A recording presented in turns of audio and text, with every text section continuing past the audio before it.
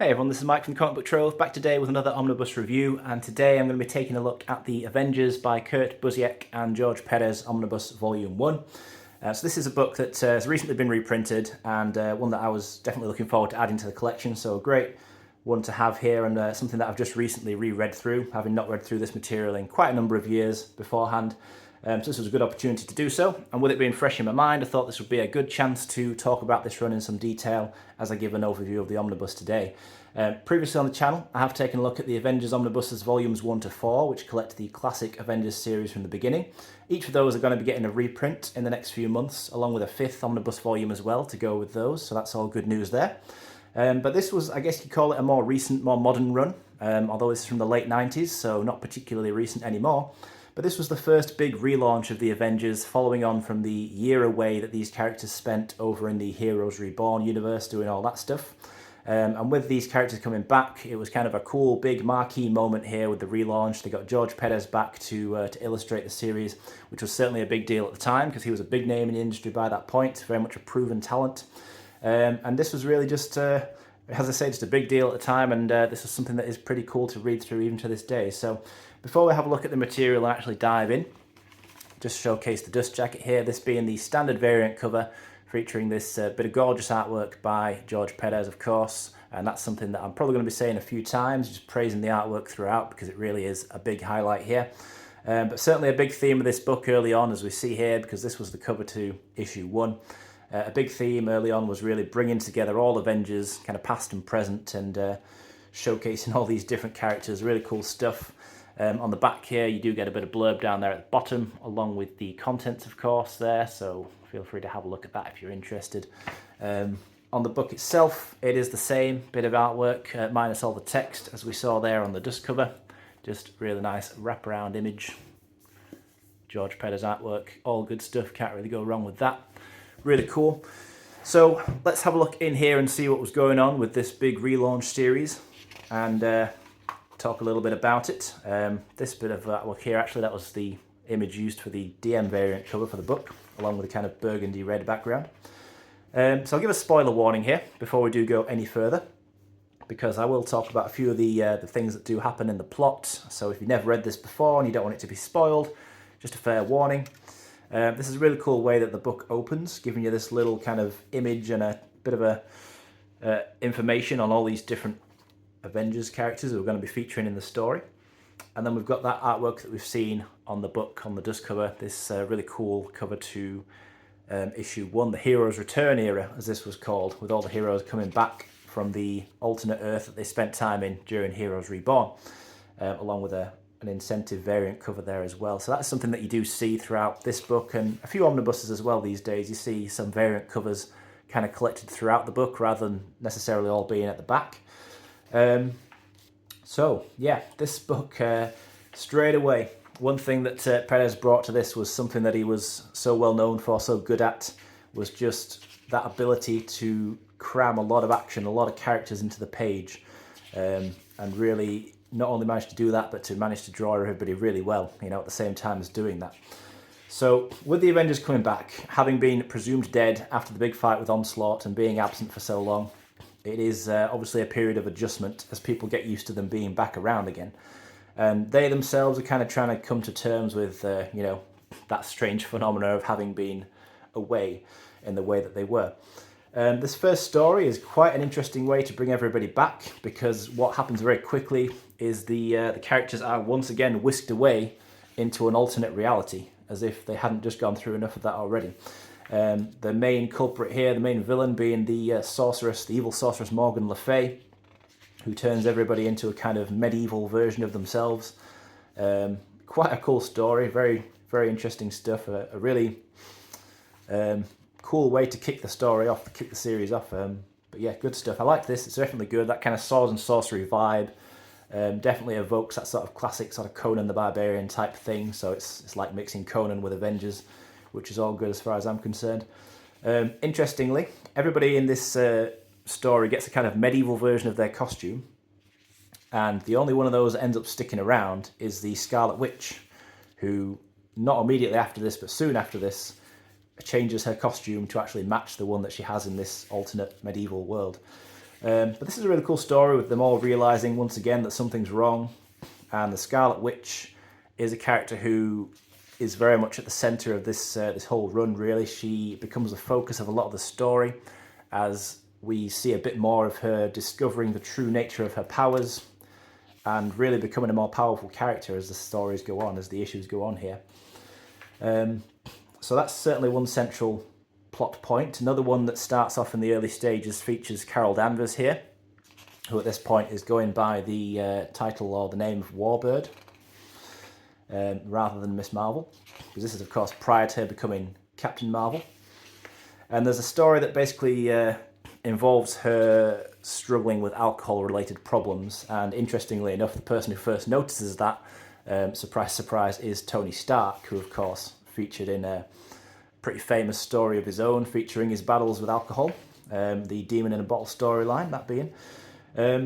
But yes, it's quite interesting. It's a little bit on the nose, the alcoholism-related problems that we see Carol going through. It's not subtle in any way. It's as soon as we first see her taking a drink, the way it's written and presented is very clear that this is going to follow that kind of route. So it is a bit on the nose, but it's quite interesting to see how that goes, because basically there are a few issues here where she is just messing up more and more, and Captain America's giving her warnings about how she needs to keep her head in the game, and she's saying she's okay, there's no problem and all of that. But eventually it does get to a point where they all decide enough's enough, because she's making mistakes to the point of putting the whole team in danger, and she does get kicked out of the team. So, you know, as is the case in Avengers history, their long history, the team does go through some lineup changes here, which is kind of a key staple of what the Avengers series has always done, is mixing up the roster now and then. Although that particular reason for her departure is a bit more of a sort of grim and serious one than it often is. But as the story moves on from there, we get a couple of other things going on. Well, a fair few other things going on.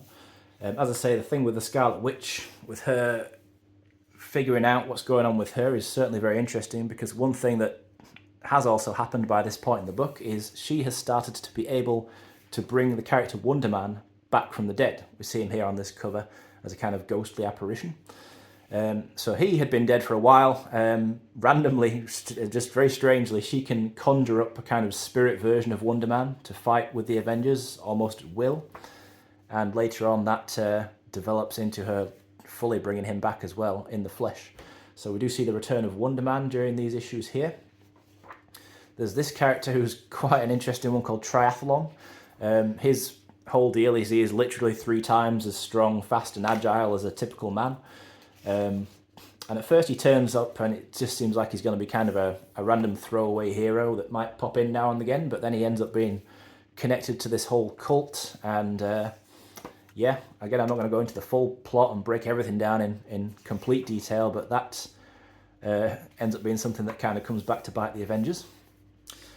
And then we get this series as well, which we're seeing pages from here. This series called Avengers Forever, I believe it is, which is a 12-issue series that kind of ran parallel to this main series. Again, written by Kurt Busiek, with the artwork being primarily drawn by Carlos Pacheco. And this is certainly a very interesting story as well. It's a time travel story.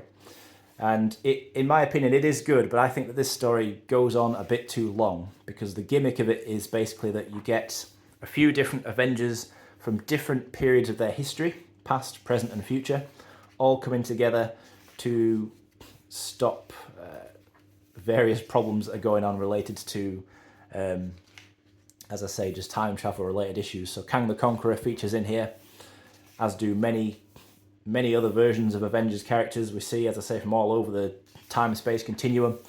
It's an interesting story. There are some cool kind of references to past Avengers stories as well, so if you're familiar with previous Avengers runs prior to this, then you probably recognise a few of those little Easter egg references thrown in here and there. It's pretty cool. But the story itself, I didn't like this Avengers Forever story as much as the main series, so as I was going through this, they got to a point roughly halfway through it where I kind of just wished they'd wrapped it up sooner. But speaking of references to previous Avengers moments, there's a really cool, iconic moment here, of course. The "Even an Android Can Cry" John Buscema image there. Classic piece of artwork being homaged. It's definitely got its cool moments, but as I say, I just thought that the big thing with Avengers Forever was that it just kind of went on a bit too long.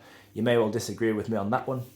As I say, it's not that I thought it was a bad story or anything like that, but by the time it was finished, I was very glad to get back to the main story, because what starts to kind of be built up towards the culmination of this series, or at least, well, not the culmination series, but the final part of what's collected in this book, I should say anyway, is the return of Ultron, the cybernetic android villain, long-time villain of the Avengers, going way back to the Roy Thomas and John Buscema days of the 60s. Just one of the all-time classic characters, and he starts to sort of emerge from the shadows again. We start to see little hints that he's returned, until finally we get to the story with him featuring in it.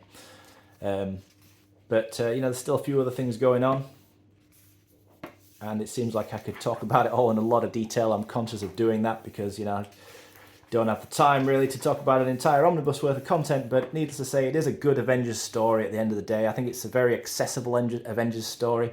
If you're looking for a good point to get into reading Avengers, then this is probably one of the best points to do so. It's a run that I would describe it as rewarding people who are already familiar with the Avengers from previous years, in the sense that it does throw in references and things here and there that you can recognise and kind of admire that they've put that in there. But at the same time, you don't really need a lot of, if any, prior reading experience with Avengers to be able to jump in and get on board with where the story is going here, I don't think. For the most part, as I say, I think it is very accessible. So for that, it definitely gets points. But here we start to see Ultron coming back. So by issue 19, we're really moving into the finale of the omnibus here. The last few issues collected in this particular book, as Ultron comes back in and the Avengers have to, deal with him basically. And that's quite a big moment because, as I say, it's a moment where some of the team here, the lineup of the Avengers, are kind of newbie members. And some of them are already well aware with how big a threat Ultron is, so very cool stuff. And I mean, that is something that comes into play throughout here, because the roster of the Avengers here, which I've not really touched too much upon, but it is a mixture of kind of veteran members like Cap, Iron Man and Thor, and then relative newcomers to the team as well. So yeah, really cool to see what they do in this particular run. I think Busiek and Pérez did a good job of relaunching this series, all in all, I've got to say. And it is something that I do recommend, something I've got no issues at all with telling you to check out if you've never had a look at this run before, whether it's in the omnibus or reading it in a different format. But as we go through the back of the book here, so we see quite a good extra section here in terms of a good variety of stuff on show. A lot of pencils by Pérez, which, these are all from Avengers issue 1, so the first issue in here. Beautiful stuff. I mean, such a great talent, George Pérez, honestly one of the all-time greats, and it's always a pleasure to look upon his work, especially like this, the raw pencils, to see exactly how much detail he put into each panel. Really good stuff. And then there's some sort of scripts and interviews and things like that as well, so all good stuff, along with sort of promotional images and things like that to advertise the launch of this series back in the day. Really good stuff. As to other things such as build of the book, binding, no issues as far as I'm concerned. We're flicking through here, I never really touch upon binding unless it's something I have a problem with, but yeah, didn't have any issues here.